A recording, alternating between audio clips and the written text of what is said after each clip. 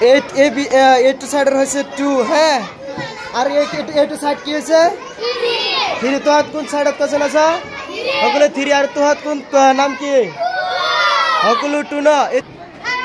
সকলো বাবা তোমালোকে নকবা ইহঁতক আগতে ধৰো হে কোৱাচোন এটা বাকলি নথকা মাছৰ নাম আৰু এটা সকলো কোৱা হয় বেলেগ ক আৰু হিঙি হৈছে এতিয়া আমি টুক ধৰিম তোমালোকে কোৱাচোন এটা বাকলি থকা মাছৰ নাম হয় কাৱৈ মাছ কি আৰু পুঠি মাছ হৈছে তোমালোকে 10 পাইছা হিয়াতো 10 পাইছে এতিয়া তোমালোকৰ কোৱেশ্চন শুনিবা হে তোমালোকে কোৱাচোন এটা মাটিৰ তলত হোৱা এটা মানে সবজিৰ নাম মাটিৰ তলত হোৱা হৈছে 20 পাইছ চাইনৰ তাই গুনিবি হে ইফালা চক নাই চক আছে তোমালোকৰ কোৱেশ্চন হৈছে কোৱাচোন মাটিৰ তলত হোৱা এটা ফলৰ নাম কোৱা মাটিৰ তলত কি কৈছা আলুৱে কাৰণ কোন যে মিঠা আলু আছে না সেইটো ফলে হয় না লিখ হা এইটোত লিখ 20 সেইটো তলত 20 এনেকে দাঁড়ি দি হা ইয়াতো 20 হৈছে ঐ চাম কোন যে আৰু ধৰিম হা ৰেডি আছে না এতিয়া তোমালোকৰ কোৱেশ্চন হৈছে শুনা শুনা আচ্ছা সকলোৱে শুনিবা হে দেখা তবা বহিছা মইনাকল কোৱাচোন এটা চকু নথকা প্ৰাণীৰ নাম হয় চকু নথকা কোৱা চকু নথকা জোক হৈছে সকলোৱে চাপৰি দে হৈছে 10 দে এতিয়া ডাইৰেক্ট কোৱেশ্চন বিলয় তোমালোকে কবা হাড়ি নথকা এটা প্ৰাণীৰ নাম যা হাড় নথকা কোৱা 1 2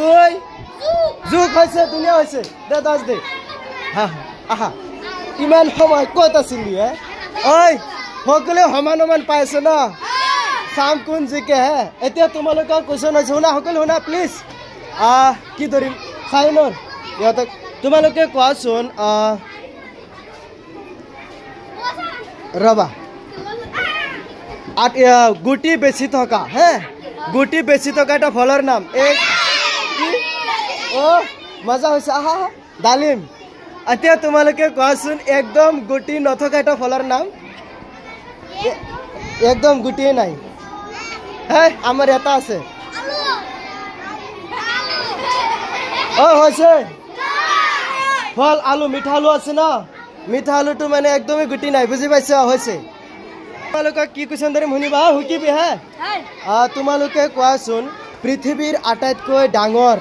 প্ৰাণীটোৰ নাম কি হোৱা নাই কি হয় দুনিয়া আছে নীলা তুমি মানে হোৱেল শাৰ্ক হে ক'ত থাকে নদীত সাগৰত থাকে গুড দে 10 দে শুনিছা এটাই শুন মায়া শুন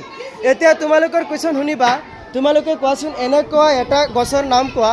এবাৰ ফল দিয়াৰ পিছত ন কাটি দিয়ে দুনিয়া হৈছে দে 10 দে সমান গৈ আছে কোলে না সমান গৈ আছে বাহ সকলে বাহ বহিল মানে বাহ সকলে চিধা হৈ পা নহলে মই যামগে হে শুনিবা মই তোমালোকে কি যি কোৱেশ্চন ধৰো হে তোমালোকে কোৱাচোন এটা এনেকুৱা এটা ফলৰ নাম কোৱা যোনটো মানে ফল মানে ফুল যেন ফুলেই ফল হৈ যায় মানে সেইটোৰ ভিতৰত ন এক্সট্ৰাকে নহয় মানে আগতে ফুল হয় ফুলটোৱে ন ফল হৈ যায় 1 হোৱা নাই 2 3 হোৱা নাই সেইটো মই কৈ দিওঁ আপেল কি আপেল যে ফুলটোৱে ফল হৈ যায় শূন্য পাইছে এতিয়া তোমালোকৰ কোৱেশ্চন শুনিবা হে তোমালোকে কোৱাচোন শুন সকলোৱে শুন পৃথিৱীৰ আটাইতকৈ ডাঙৰ গড়টোৰ বিল্ডিংটোৰ নাম কি বুৰ্জ খলিফা দে 10 দে দুনিয়া আছে তোহাত হাৰিবি চলে এতিয়া মই তোমালোকে কিছু ধৰিম অলপ মিলাইছিলে ধৰিম হে তোমালোকক মই এটা খেলৰ পৰা ধৰো হে কোৱাচোন रोनाल्डो जेन শুনিছা নাম रोनाल्डो কোনটো খেলৰ লগত জড়িত ফুটবল মজা আছে দছ দে এতিয়া তোমালোকৰ কোৱেশ্চন হৈছে কোৱাচোন শচীন তেণ্ডুলকাৰৰ নাম শুনিছা শচীন তেণ্ডুলকাৰ কোনটো খেলৰ লগত জড়িত দুনিয়া ক্ৰিকেট হৈছে দছ দে এই তোহাত চাগে হাৰিবি এতিয়া সময় আছে জিকিবলৈ হে এতিয়া তোমালোকৰ ডাইৰেক্ট কোৱেশ্চন শুনিবা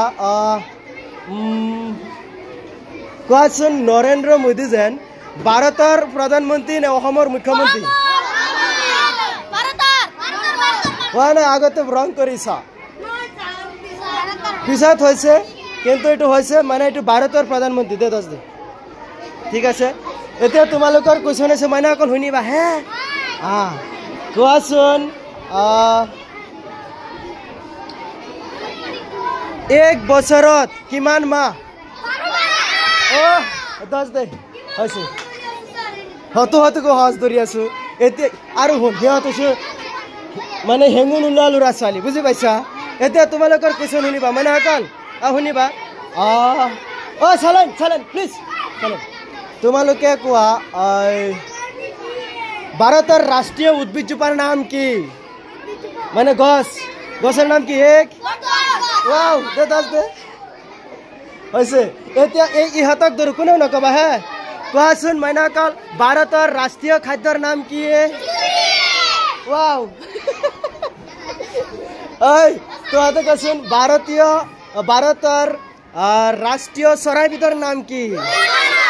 আৰে পাৰিছে দে দছ দে তোমালোকে কোৱাচোন অসমৰ জাতীয় চৰাইবিধৰ নাম কি ঐ এইটো নোৱাৰিলে এক দুই তিনি হ'ব তোমালোকে নোৱাৰিলা শূন্য দিয়া দিছা এতিয়া গণনা কৰচোন 20 30 40 50 60 70 80 90 20 30 40 50 60 70 80 সমান হৈছে আজি ফাইনাল নহয় হে কালি খেলিম ফাইনাল হ'ব চাম কোন জিকে হ'ব